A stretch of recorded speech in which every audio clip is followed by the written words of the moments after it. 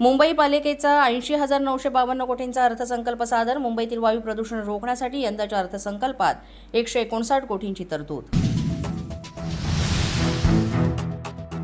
भिगवण प्रकरणातील मुलीचा ताबा आई आणि मामाकडे देण्याचे कोर्टाकडून आदेश. सुनावणी दरम्यान मामाकडे जाण्याची मुलीने व्यक्त केली होती इच्छा.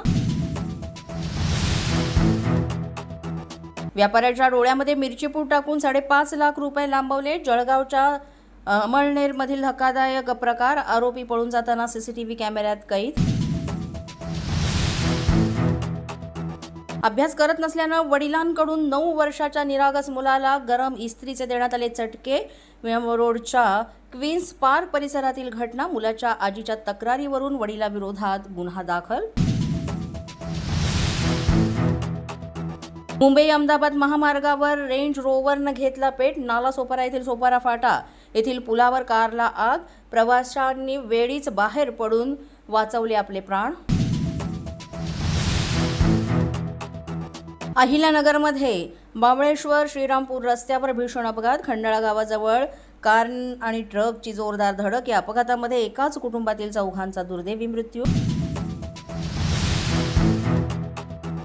अनिल अंबानीचं 3,716 कोटींचं घर ईडीकडून जप्त. मुंबईतील पाली हिल येथील अबोर्ड निवासस्थानावर तात्पुरती जप्तीची कारवाई. आतापर्यंत एकूण 15,000 कोटींपेक्षा जास्तीची जप्तीची कारवाई. पंतप्रधान नरेंद्र मोदी यांना इस्रायलचा speaker of the Knesset medal प्रदान करून गौरव करण्यात आला. इस्रायलच्या संसदेचा सर्वोच्च सन्मान मिळवणारे मोदी हे जगातील पहिलेच नेते. अभिनेता विजय देवरकोंडा आणि